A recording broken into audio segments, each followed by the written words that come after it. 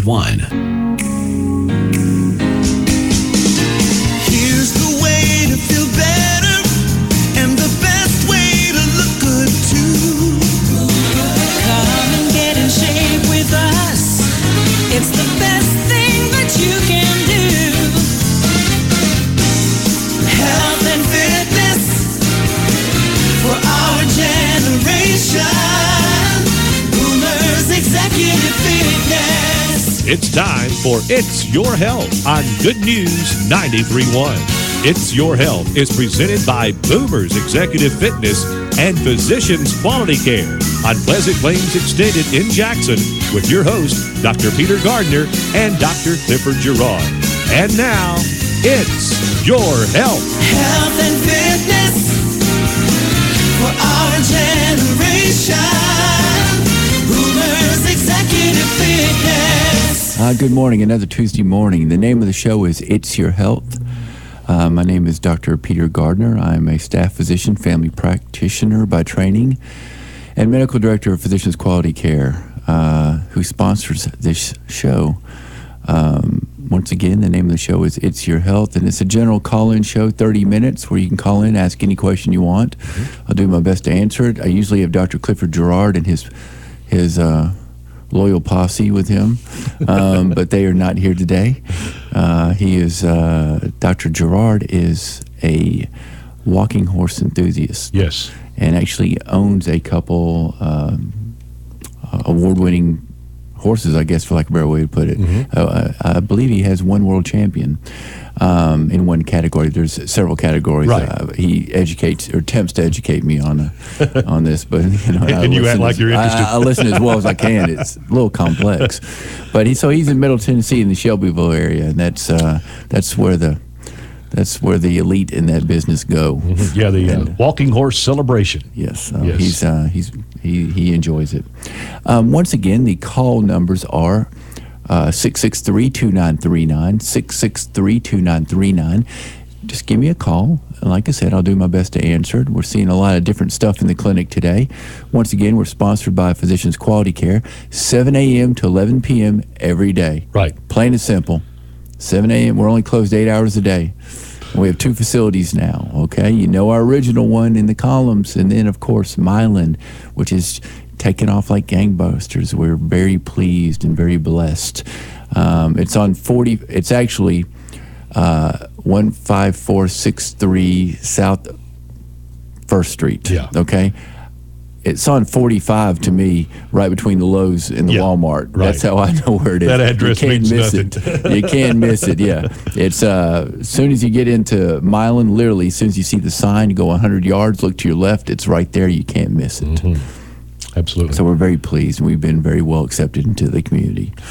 Dr. Gardner, I'd like to remind our listeners, too, that if you would like to see the program in addition to hearing Correct. the program, you can go to our website at gracebroadcasting.com and click on the Find Us on Facebook link, and then you'll see Good News 93.1. Click on that, and you can see video of the show live from the studio. I know. We're very pleased. I got a haircut yesterday just in anticipation of this moment. All right. I want to keep it respectable. So, and also, I'm sorry, we have the shows archived too. Like last week, if you missed last week's show, you can actually go there and watch and hear last week's show. Now, I'd love to think that there's some listeners out there that would actually search through the archives to find a particular show that it was their favorite. You'll be surprised. I mean, and if you're actually doing that, you probably need to call us because we probably need to talk. Okay. It was funny. Last week, Dr. Gerard stayed after the show and watched the previous week's show. Oh, did he really? Yeah, he stayed here and just watched it. That's fantastic. Yeah, we, like I said, once again, if you're actually sitting at home and running through the archives, and then you probably need to call us, and we need to talk. There may be some therapy in your future. 663-2939, 663-2939. We'd love to hear from you. And we do have a call. Hey, good morning, caller. You're on the air with the doctor. Yes. How are you? Hold on just a minute. I read an article in the paper. How do teeth in the condition of your teeth affect your heart, or can they affect your heart or your whole system? Can you give me just a little information? Yes, I can. Yes, I can. Okay. Well, I mean, there's a number of different ways, okay? Number one, as the main thing that we worry about, all right, is your teeth have a lot of bacteria on them because you eat with them, all right? And there's a lot of anaerobic bacteria, which are difficult bacteria to fight sometimes, okay? And a lot of time, and your mouth is very vascular, okay? A lot of blood vessels, more than any other part of your body, really, all right? So if you have bad teeth and a lot of dental caries and a lot of bacterial growth in your teeth, it can seed your system. By that, it can get into your bloodstream very quickly. And what does bacteria in your bloodstream do? Well, sometimes it wants to stick to abnormal surfaces. And sometimes when we get a little bit older or we start having some heart disease, we may develop some problems in our heart, some flow problems in our heart, or even some problems with the leaflets, the heart valves. And that bacteria wants to stick to one of those heart valves. And then it's called endocarditis, and that's a very serious thing, okay?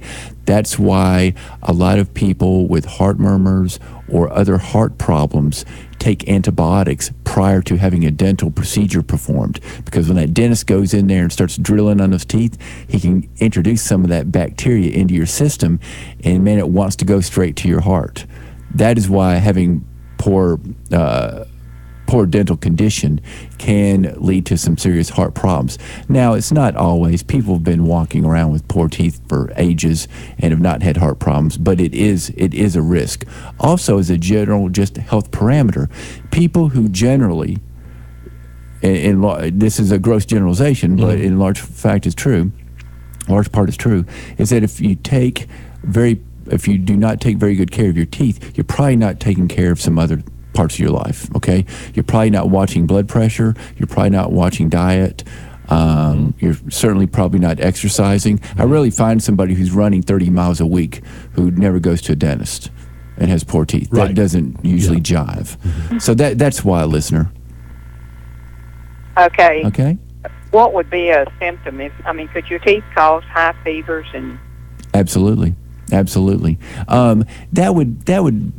That would be a little rare. Now, what you could have is a localized abscess in your mouth. I see that sometimes. People have a really bad tooth, and eventually the gum itself gets infected, and they'll form what's called a dental abscess.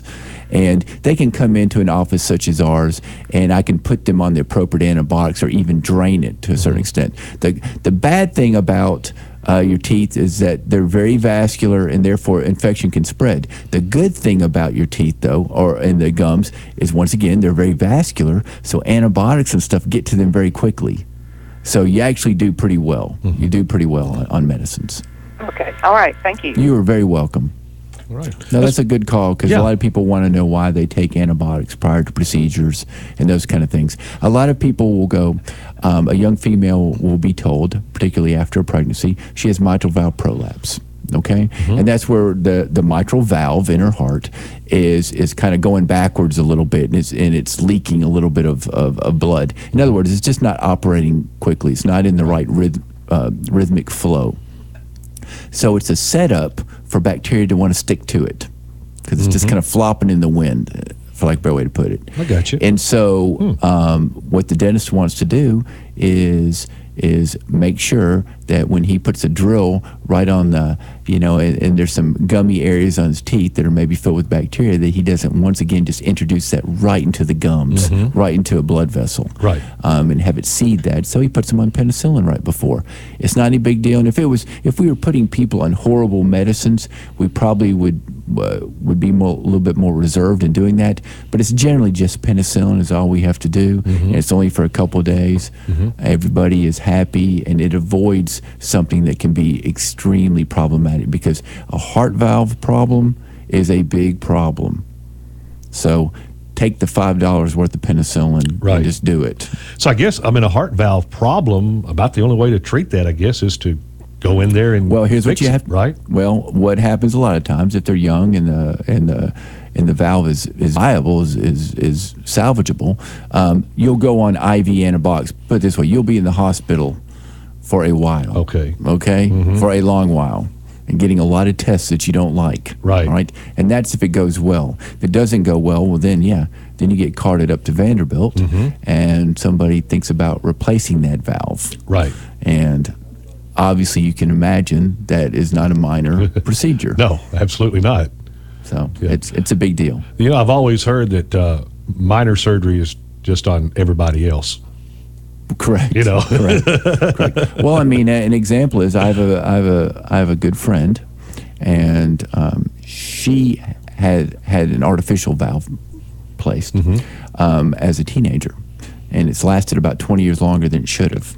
Oh, wow. So, and she began to develop extremely high fevers, looked very, very sick, and it was traced down to the fact where she had a dental procedure performed about 2 weeks prior, right, and having some tooth pain, and they think that seeded her artificial valve, and that started the whole process. Wow. And once it was seeded, it couldn't really be salvaged. You had to go in there and put a new one in. Right. So yeah, it's not good. It's not a big good. deal. Yeah, it's a big deal. So anyway, well, that was an interesting call. Once again, the call numbers are 663-2939, 663-2939, and I'd love to hear from you. Oh, we do have another call. Okay, great. Yeah, I was about to introduce the subject, and now we have another call. Hey, good morning. You're on the air on It's Your Health. Yeah, I just called, and I was listening to what you said afterwards. Okay. I was told that I have a microvalve prolapse, and it was congenital, not a diseased valve. But when you said that about the antibiotics, should they be taken before or after? Because my dentist gave them to me after the dental work. Okay. Yeah, and some guys do it a little differently.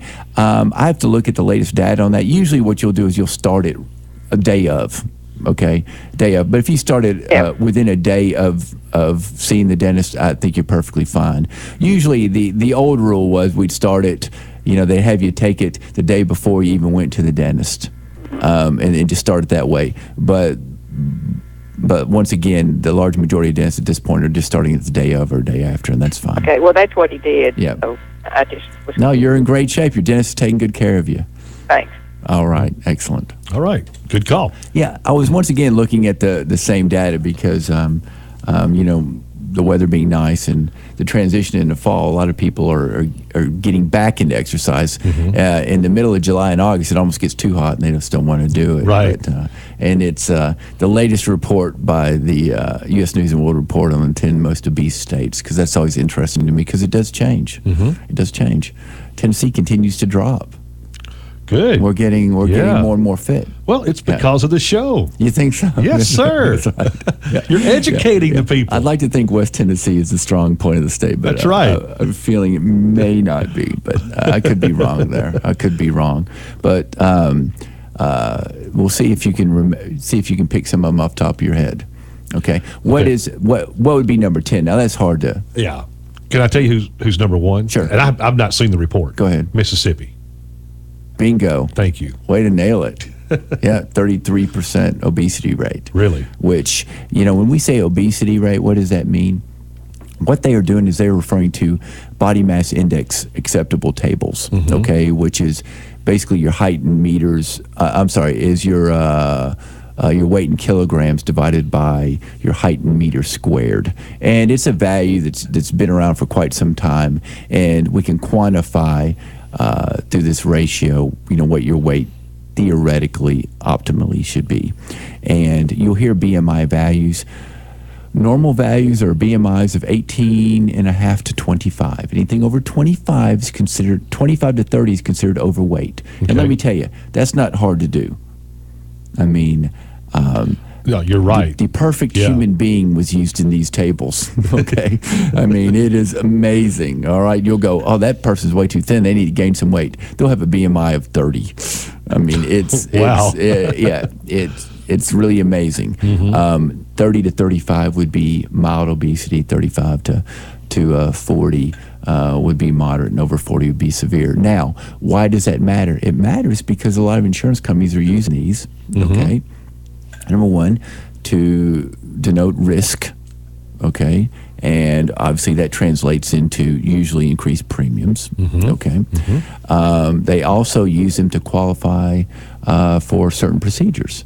If you want certain medications to be covered. Okay, you have to achieve a certain BMI. If you want a certain procedure, you just can't go get a procedure because you're a little overweight and have the insurance company pay for it. Right. You'd have to be at least severe obese or moderately obese with some additional risk factors. In other words, we do use the values. They're not just made up. Okay.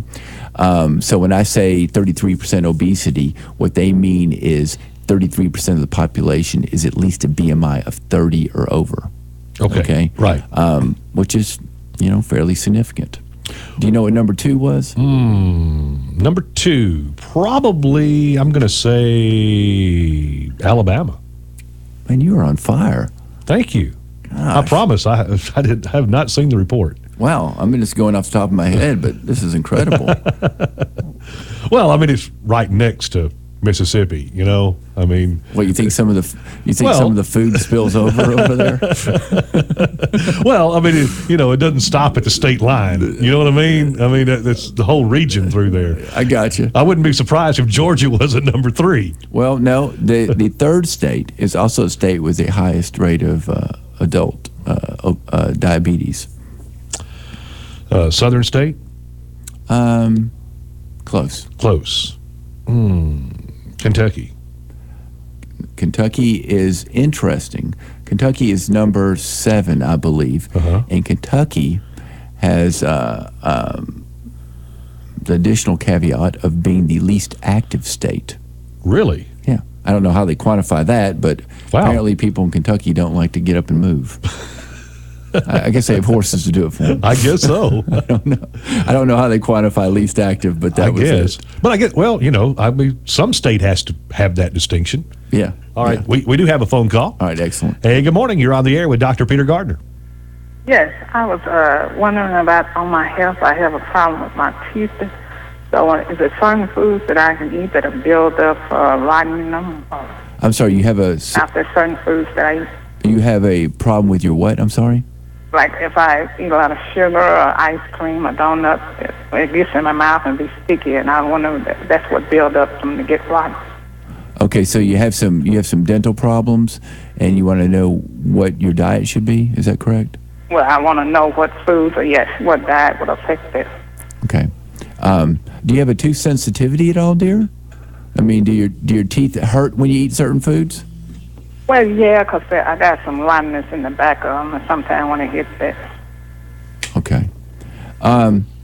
Well, that's an interesting question. I mean, obviously, I'd have to go with American Dental Association guidelines, which would be basically, limit processed sugar. Anything that's got has processed sugar in it is going to excite a tooth sensitivity. I mean, that's going to be the primary issue. It's tooth health often is related to gum health. Okay, and so what we really want to do is implore people to develop healthy gums. Okay, and of course the basics there are, if people could just learn to floss, that would be nice. Floss and 3 times a day brushing, but heavy fiber foods, okay, also help quite a bit. Foods that you have to chew. Right. Okay, not necessarily grains, but vegetables that are a little bit coarse that require you once again to chew. Now there are certain foods that actually have a cleansing element, and apples and carrots do to a certain extent, but those have a high glycemic index as well, which kind of gets your sugar up a little bit. So I tell people to stick to kind of the more coarse vegetables, and they do just fine. Okay, I know that's kind of an incomplete answer, but like I said, the question is basically, or the answer to the question is basically avoid processed sugars. There's just no upside to your teeth. Right. They don't encourage healthy gums. They certainly don't encourage. You need some pressure on your teeth to help maintain calcium levels. Okay, I mean you have to be chewing, otherwise your teeth get weak. Okay, so that's kind of important as well. Okay. Obviously, I heard the other lady called in about your mouth and gum. Yeah. Okay. And I want to ask, would it be good to brush your tongue? I also yes, it is. went to a dentist. Yes, it is, because tongue is an area where you get a lot of your initial bacterial growth. Okay, and so that would be a really, really good idea. Okay. All right. Plus it helps your breath smell better. Okay. All righty. All right. Thank you very much. Thank you for your call. Once again, the call numbers are 663-2939, 663-2939. What do you think the ranking of Tennessee was? We're in the top 10, right? We're in the top 10. Top we 10. were number 2 at one time. Yes. Well, we probably dropped to number 6. No. Man. Number 4. Man. Now, here's an interesting tidbit.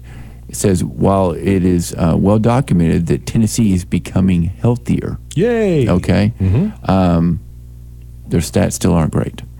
30.2. Well, okay? when you're number 4, you're... I know, you've got some ground to make up. Right, but exactly. It's but we're getting better.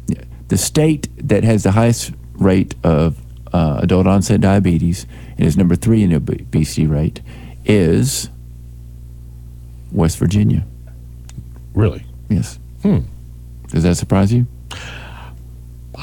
No, I don't know. Have you been to West Virginia? No, never have. Okay. Know nothing about West Virginia. It would not surprise you. It would not? No. If I've been there? Yeah. You'd wonder how Mississippi and Alabama beat them.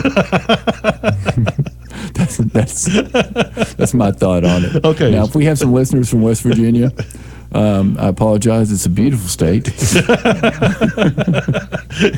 The folks there are just fat. They like to eat, and it's like everything. They like to enjoy life. Why do you think that is? I mean, why do you think West Virginia? I mean, well, we could go into a socioeconomic dissertation. Right. I got you. But it's not an overwhelmingly prosperous state. Right. Okay. Okay. And if the socioeconomic level drops, in other words, as you have an increased percentage of lower middle class to poorer populations, particularly ones on public assistance, right? They have to make their dollar stretch a little bit more, and you can get a lot more unhealthy food for your dollar than you can healthy food. Yeah, we've talked about that. And that's just the grim reality of that. Right. Plus, there's an educational level. You have to.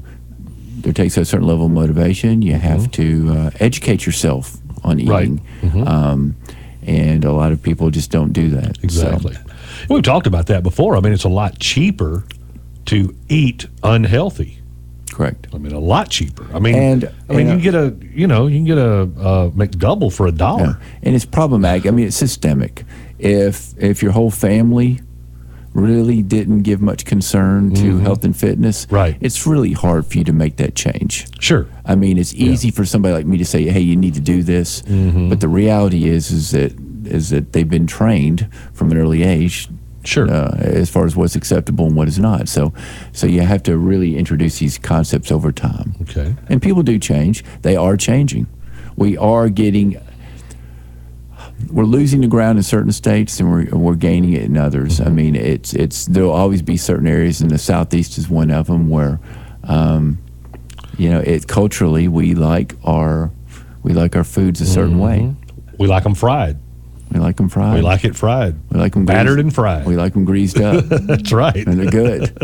and that's one of the charming aspects of this part of the country. I mean, when my grandparents, when they were alive, would come from Maine down to Memphis to visit me, man, they wanted some Southern food. That's right. Some barbecue. They love to say grits. They love to say it because they didn't have them up there. 2-syllable word in Tennessee. And they love to go to a restaurant and order them. They thought it was so funny. But they put a lot of butter on them, and they ate them right up, and they loved them.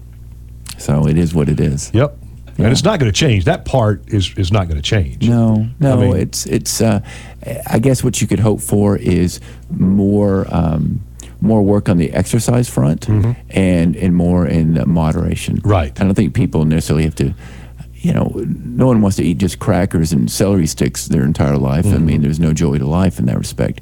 But they certainly can do a little bit more as far as activity. Right. So that's what I encourage most of my patients to do, and just eat a little bit less. And most of them do fairly well.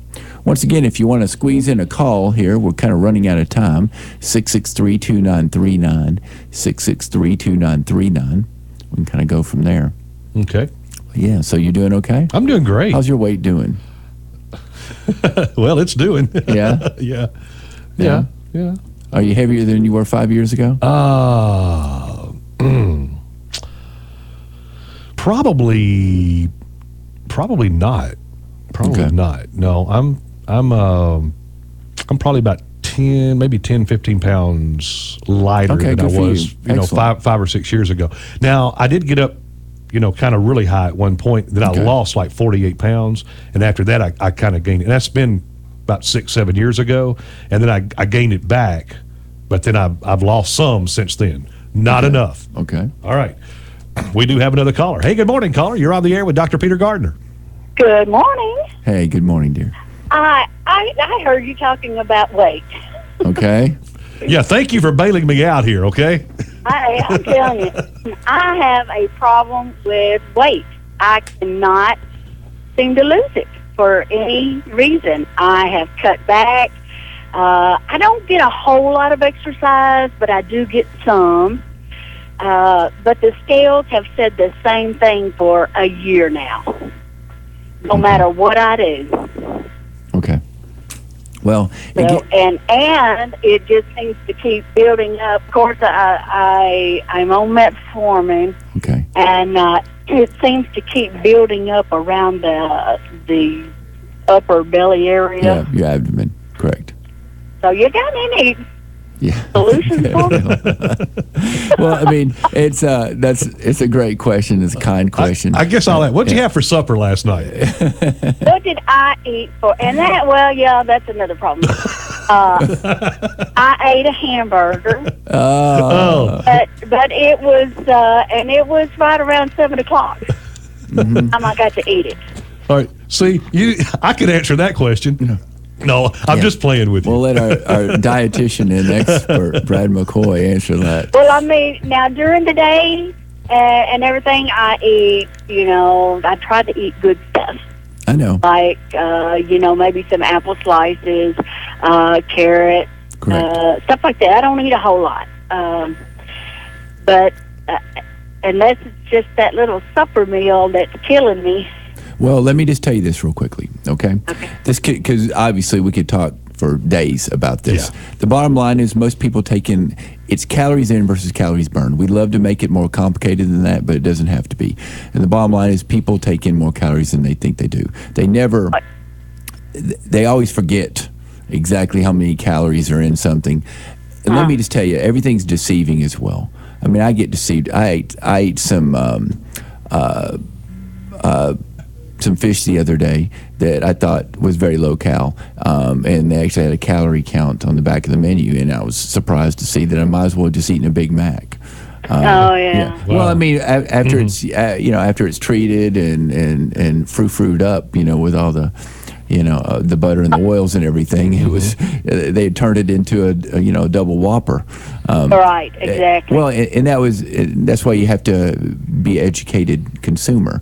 The long and short of it is, there's no substitute for exercise. Exercise does a couple things, especially in a diabetic. Okay, increases natural insulin production, which will help you lower your weight, and particularly the weight around your abdomen. Okay. Exercise, it's key. Not just to burn calories, but once again to stimulate your metabolic rate as well. Increase water intake. I do try to walk. We'll start out walking, and then it'll, you get those days. I'm hearing a lot of trying, but you're trying to eat better. You're trying to walk. I'm beginning to see where the problem. I walked yesterday and today. Well, I love your motivation. I love the fact you called. But here's the thing: you really got to get out there and sweat too. If you're walking down the street talking to your girlfriend and you're commenting on everybody's yard, then you're probably not doing enough. You got to be sweating out there. Not sweating while I walk. Okay? That's true. You got to get out there. You got to really get the heart rate up. You got to sweat. Also, there is something to reducing your carbohydrate intake. okay? Look up, just Google low-carb diets, and just take a look and see if you can't get a little bit of information on that. And we're going to talk about that next week, a real specific low-carb diet that's still tasteful. And you can do this, and it does make a huge difference. It can be the thing that pushes you over. Once again, I hear the music. Thank you for all the listeners. Thank you again for the callers. The name of the show is It's Your Health, here every Tuesdays, 9 to 9:30. Once again, my name is Dr. Peter Gardner, and it's been my pleasure to talk to you and to listen to you. Sponsored by Physicians Quality Care, 7 a.m. to 11 p.m., 7 days a week. 2 locations, in the Columns and now in Milan, between the Lowe's and the Walmart. Come by and see us anytime. We'd love to have you as part of our medical family. Take care and God bless. See you next week. Here's the way to feel better, and the best way to look good too. Come and get in shape with us. It's the best thing that you can do. Health and fitness for our generation. Boomers Executive Fitness. You've been listening to It's Your Health with your host, Dr. Peter Gardner and Dr. Clifford Gerard, presented by Boomers Executive Fitness and Physicians Quality Care in Jackson. Tune in next Tuesday morning at 9 o'clock for It's Your Health, right here on Good News 93.1. Health and fitness for our generation. Boomers Executive Fitness. BR, built on reputation. BR Supply, BR Supply. Plumbing to electric, we've got what you need. Complete bathroom fixtures.